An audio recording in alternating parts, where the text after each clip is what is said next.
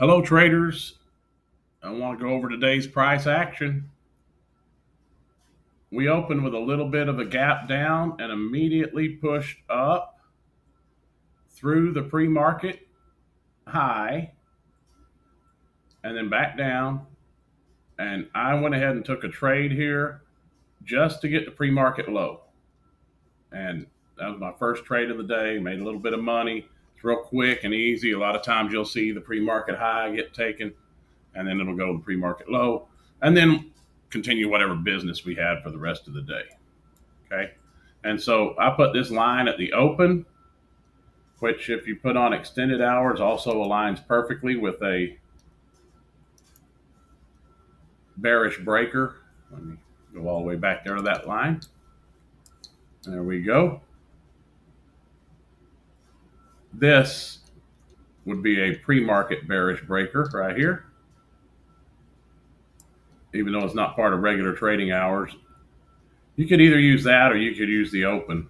But if you use that, that is a touch to the tick right there. If we use that as our breaker. And it is the last down close candle before the run up. So pretty random that it would go there to the tick, but it did.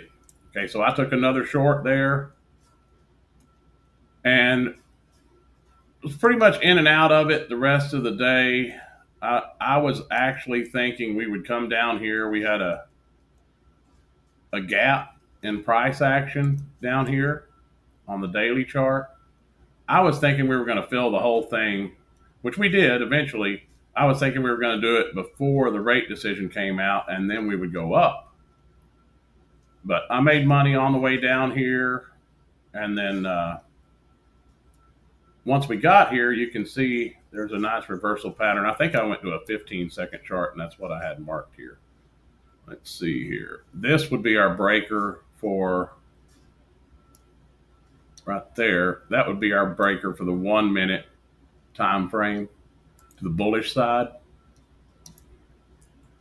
And once we got above it, we did go on a nice little run up all the way through the I think that's when the big number came out right there. So we went on a really nice run up there.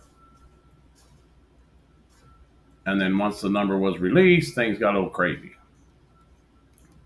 But if you go down to a 15-second time frame here, you can tell by the market structure something changed. We were going down, down, down, down, down, went up, back to almost a round number, leaving some liquidity there, and then made a higher low. So I could tell there's something had changed there. And we respected this fair value gap here. So I went to a 15-second time frame on this. I got to go all the way back there to that thing. I'm not sure why I have this one marked. We won't worry about it right now. We'll get rid of it. We'll go to this 15-second time frame. This was the 1 minute breaker up here.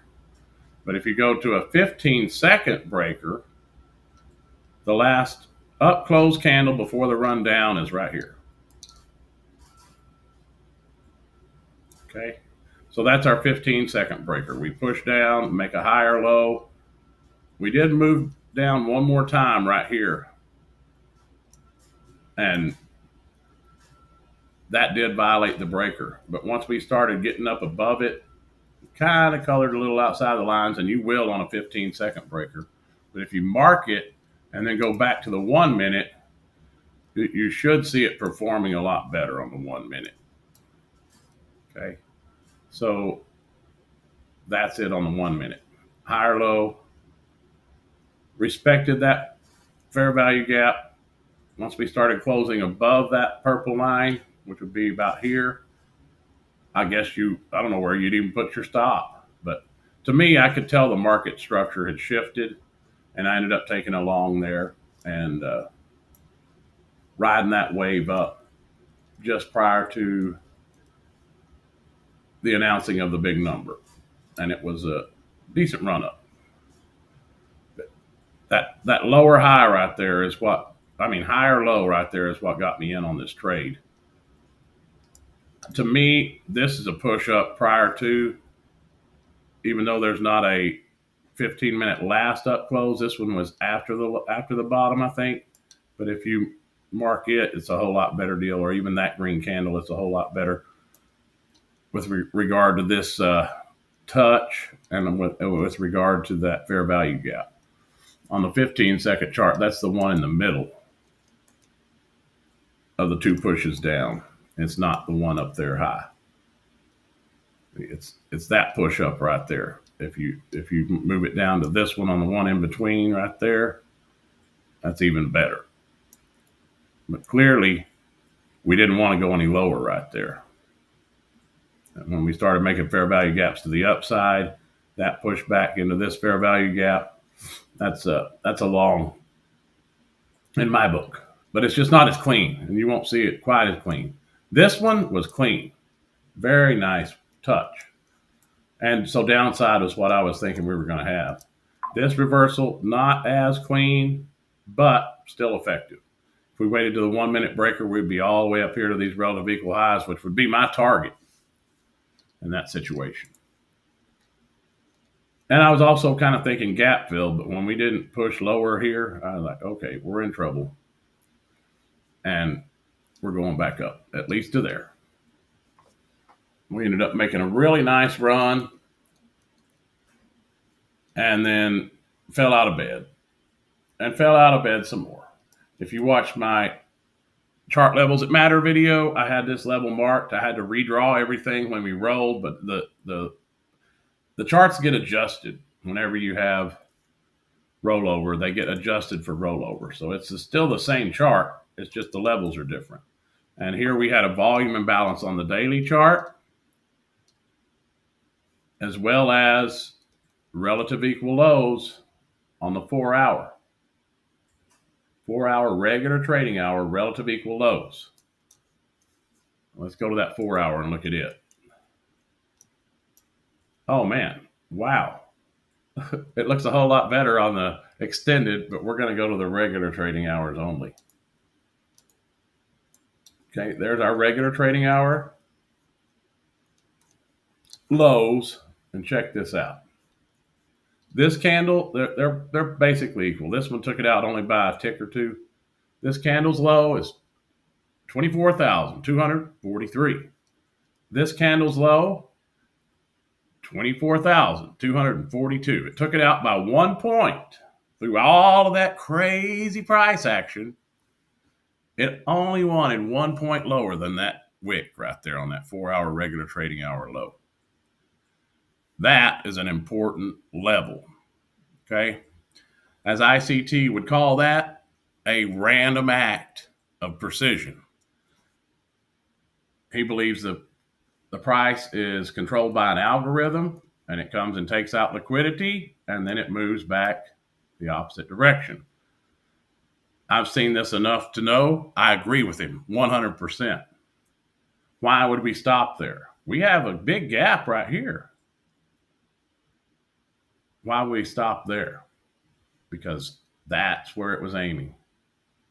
Once it got there, right back to settlement. Let's see if there's a reversal pattern down there at the very bottom. I didn't even look at it yet. So there's where we hit it. There's not really a place to enter. It just went on a straight dead run up. Maybe if we go to a 15-second chart and look at it from that perspective. Yeah, let's try it. Let's get down there to that level. What happened? Oh, I must be. There we go. When you do the 15-second chart, it puts a lot of candles up. Maybe. Okay, so this would be our lowest low. This would be our 15-second breaker right there. You could even move it up to the higher one. That's the only place I can see. We got small fair value gaps. Not really. That's the first big fair value gap. It's easy to see.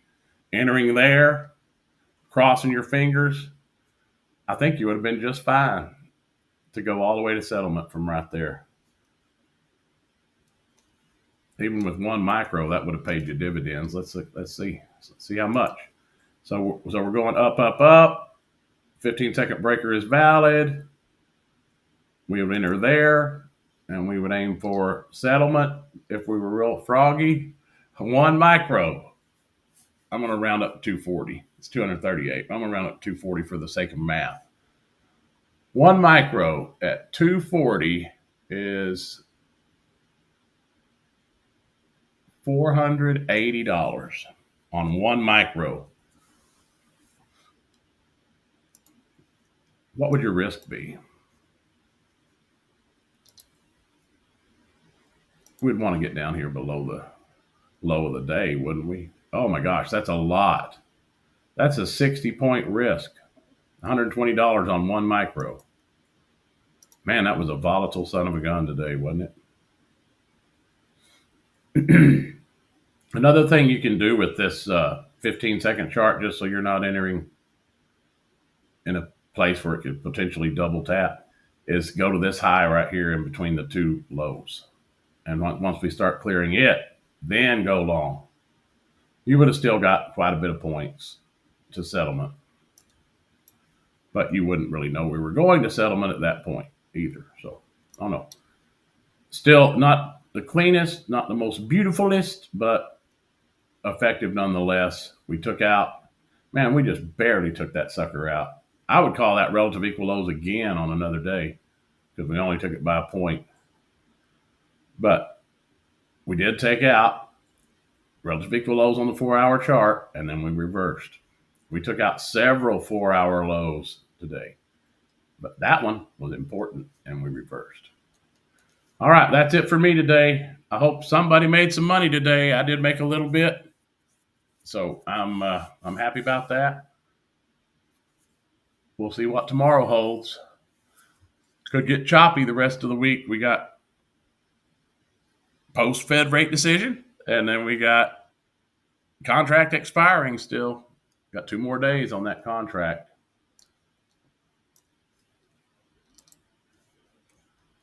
Y'all have a good day. I'll talk to you tomorrow.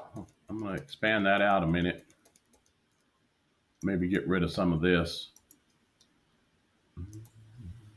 I still don't know why I have this one in here. Oh yeah, that was the first one. I like that one at the beginning the best. That was a touch to the tick right there. And when we came back up, right after the big number, we touched it again and then fell out of bed. That was responsive, big time.